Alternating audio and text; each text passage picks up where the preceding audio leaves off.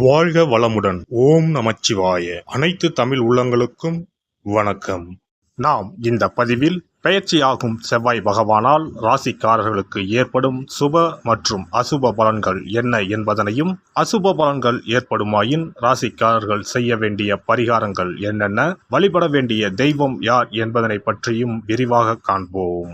உங்கள் வாழ்வில் வளமும் நலமும் செல்வ செழிப்பும் பெற்று வாழ்வில் உயரிய நிலையை அடைய எல்லாம் வல்ல இறைவனை வேண்டி விரும்பி கேட்டுக்கொள்கிறேன். செவ்வாய் பகவான் சகோதரக்காரகன் ஆவார். சிவப்பு நிறத்தின் அதிபதி, ஆண் கிரகம், அதிலும் தைரியமான கிரகம். செவ்வாய் துடிப்பானவர், இளமையானவர், இள ரத்தம், வீரமான கோபமான இளைஞனை போன்றவர். எதற்கும் பயப்பட மாட்டார், துடிப்பானவர். தைரியத்தையும் வீரத்தையும் குறிப்பவர் செவ்வாய் பகவான். இவர் கிரகங்களின் தளபதியாக கருதப்படுகிறார்.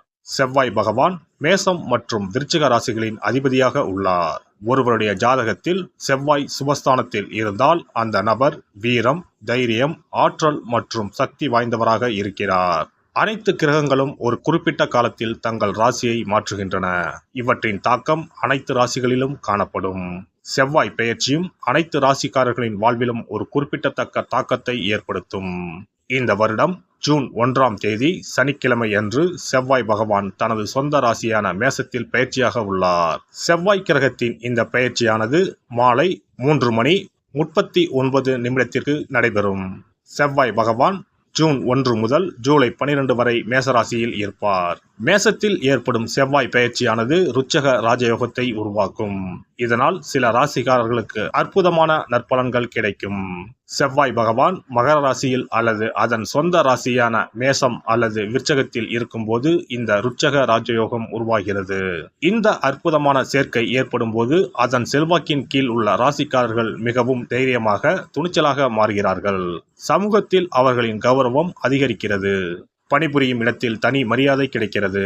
இனி செவ்வாய் பெயர்ச்சியால் ஏற்படவுள்ள ருச்சக ராஜயோகத்தால் அதிகப்படியான நல்ல பலன்களை அடைய உள்ள ராசிகளை பற்றி காண்போம். எடுத்த காரியத்தில் எவ்வளவு தடைகள் வந்தாலும் சோர்வடையாமல் தொடர்ந்து செய்து முடிக்கும் ஆற்றல் உடைய விருச்சிக ராசி அன்பர்களே, இந்த செவ்வாய் பயிற்சியில் பணவரத்து அதிகரிக்கும். எடுத்த காரியங்கள் எல்லாம் கைகூடச் செய்யும். சமூகத்தில் அந்தஸ்து உயரும், எதிர்ப்புகள் விலகும். பயணம் மூலம் லாபம் கிடைக்கக்கூடும். புதிய நபர்கள் நட்பு கிடைக்கும், பணவரத்து அதிகரிக்கும். மற்றவர்கள் செய்ய தயங்கும் வேலையை கூட செய்து முடித்து பாராட்டுகளை பெறுவீர்கள். எண்ணியபடி செயல்களை செய்து காரிய வெற்றி காண்பீர்கள். நண்பர்கள் மூலம் உதவிகள் கிடைக்கும். ஆன்மீக பணிகளில் ஈடுபாடு அதிகரிக்கும். விரும்பிய பொருட்களை வாங்கி மகிழ்வீர்கள்.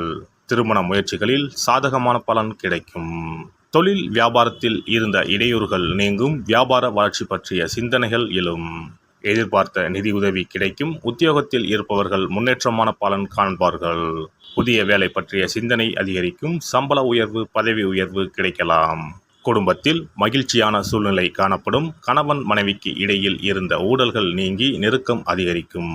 பிள்ளைகள் பெருமை சேர்ப்பார்கள். விருந்து கேளிக்கை நிகழ்ச்சிகளில் குடும்பத்துடன் கலந்து கொள்வீர்கள். பெண்கள் எடுத்த காரியத்தை சிறப்பாக செய்து முடித்து பாராட்டுகளை பெறுவீர்கள். பணவரத்து திருப்தி தரும். கலைத்துறையினருக்கு பணவரத்து அதிகப்படும். பேச்சின் இனிமை, சாதுரியம் இவற்றால் எடுத்த காரியம் கைகூடும். புண்ணிய காரியங்களில் நாட்டம் அதிகரிக்கும். அரசியல் துறையினருக்கு பூர்வீக சொத்துக்கள் மூலம் வரவேண்டிய லாபம் தாமதப்படும். எதிர்பார்த்த காரியங்கள் நல்லபடியாக முடிய கடினமாக பணியாற்ற வேண்டியிருக்கும். புதிய ஒப்பந்தங்கள் கிடைப்பதில் தாமதம் உண்டாகும். வீண் அலைச்சல் உண்டாகலாம். மேல்மட்டத்தில் இருப்பவர்கள் உங்களை ஆலோசனை செய்யாமல் தானாக எதையும் செய்வது உங்களுக்கு மன வருத்தத்தை தரலாம். மாணவர்களுக்கு கல்வியில் முன்னேற்றம் ஏற்படும். எதிர்கால கல்வி பற்றிய சிந்தனை மேலோங்கும். நட்சத்திர பலன்கள் விசாகம் 4ஆம் பாதம். தொழில் வியாபாரம் லாபகரமாக நடக்கும். தொழில் விரிவாக்கம் தொடர்பான திட்டங்கள் செயல்படுத்த முயற்சிகளை மேற்கொள்வீர்கள். பழைய பாக்கிகள் வசூலாகும். உத்தியோகத்தில் இருப்பவர்கள் வேலைப்பளு குறைந்து உற்சாகமாக காணப்படுவீர்கள். அனுசம் நட்சத்திரம். எடுத்த காரியம் வெற்றி பெறும். அதனால் மேல் அதிகாரிகளிடம் பாராட்டு கிடைக்கும். குடும்பத்தில் ஒற்றுமை உண்டாகும். கணவன் மனைவிக்கு இடையே இருந்த கருத்து வேற்றுமை நீங்கும். பிள்ளைகள் மூலம் மனமகிழ்ச்சி கிடைக்கும். உறவினர்கள் நண்பர்கள் மூலம் உதவிகள் கிடைக்கும். கேட்டை நட்சத்திரம் வாக்கு வன்மையால் காரியங்கள் வெற்றி பெறும். ஆன்மீக எண்ணங்கள் அதிகரிக்கும். மாணவர்களுக்கு கல்வி பற்றிய மனசஞ்சாரம் நீங்கி நிம்மதி உண்டாகும். பெரியோர் பாராட்டுகள் கிடைக்கும். வள்ளி தெய்வானையுடன் உள்ள முருகப்பெருமானை அர்ச்சனை செய்து வணங்க எல்லா துன்பங்களும் நீங்கி வாழ்வில் இன்பம் உண்டாகும்.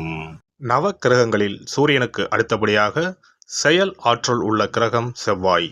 ஆளுமை திறன், ஆற்றல், வீரம், அதிகாரம் செய்தல், வளைந்து கொடுக்காத தன்மை, தர்மம், நீதி, நேர்மை, நியாயம் போன்ற அம்சங்கள் கொண்ட கிரகம் செவ்வாய்.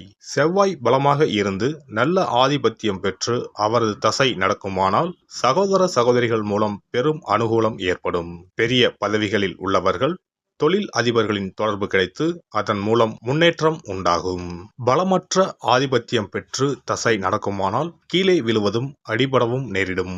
வாகன விபத்துக்களை சந்திக்க நேரிடும். இரத்த காயங்கள், வெட்டுக்காயங்கள், இரத்த சம்பந்தமான நோய், சித்தப்பிரமை, தலையில் அடிபடுதல் போன்றவற்றை ஏற்படுத்துவார் செவ்வாய் பகவான்.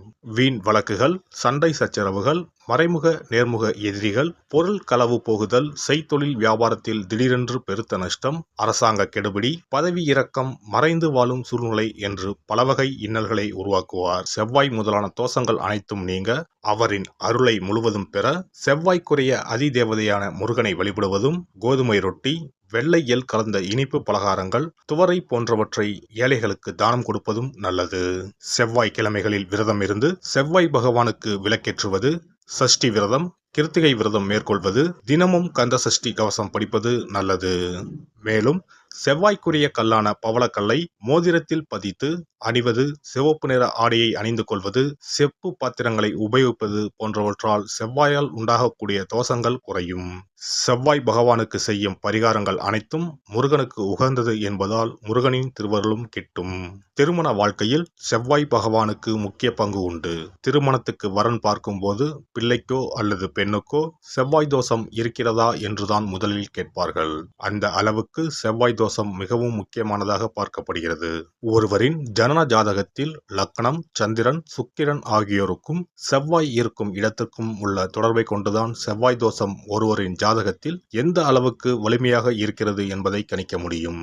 செவ்வாய் தோஷம் இருக்கிறது என்றால் நம்பிக்கையோடு மிக எளிய பரிகாரங்களை செய்வதன் மூலம் தோஷ நிவர்த்தி பெறலாம். செவ்வாய் தோஷம் என்பது திருமண தடையை ஏற்படுத்துவது மட்டுமல்லாமல் மேலும் பல இடையூறுகளையும் ஏற்படுத்தும்.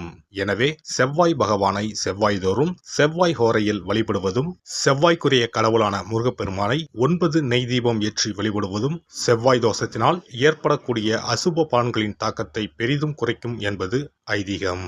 செவ்வாய் தோஷம் ஒருவருக்கு இருந்து ஒருவருக்கு இல்லை என்றால் திருமணம் செய்யக்கூடாது என்பது சாஸ்திரம். இருவருக்கும் இந்த தோஷம் இருந்தால் திருமணம் செய்து வைக்கலாம் என்று சிலர் சொல்வார்கள். ஆனால் பொதுவாக தோஷம் ஒருவருக்கு இருந்தாலும் சரி அல்லது இருவருக்குமே இருந்தாலும் சரி, தக்க ஜோதிடர்களை ஆலோசித்து முறைப்படி பரிகாரங்கள் செய்வதுதான் சரி. செவ்வாய் தோஷத்தால் திருமண தடை உள்ளவர்கள் வைத்தீஸ்வரன் கோவிலுக்கு வந்து அரச மரத்தடி விநாயகர் ஆதி வைத்தியநாதரை வழிபட்டு ஆலமரத்தை சுற்றி வர வேண்டும். வைத்தியநாத சுவாமி, தையல்நாயகி அம்மன், செவ்வாய்க்கு அதிதேவதையான முருகப்பெருமானை வழிபட வேண்டும். சன்னதியில் உள்ள செவ்வாய் பகவானுக்கு சிகப்பு வஸ்திரம் சாத்தி அபிஷேகம் செய்து பரிகாரம் செய்ய தடைகள் நீங்கும். இந்த வீடியோ பதிவு உங்களுக்கு பிடித்திருந்தால் லைக் பண்ணுங்க, கமெண்ட் பண்ணுங்க, ஷேர் பண்ணுங்க, மறக்காம சப்ஸ்கிரைப் பண்ணுங்க, பக்கத்துல இருக்கிற பெல் பட்டனை கிளிக் பண்ணுங்க. நன்றி, வணக்கம். ஓம் நமச்சிவாய. சிவாய நம.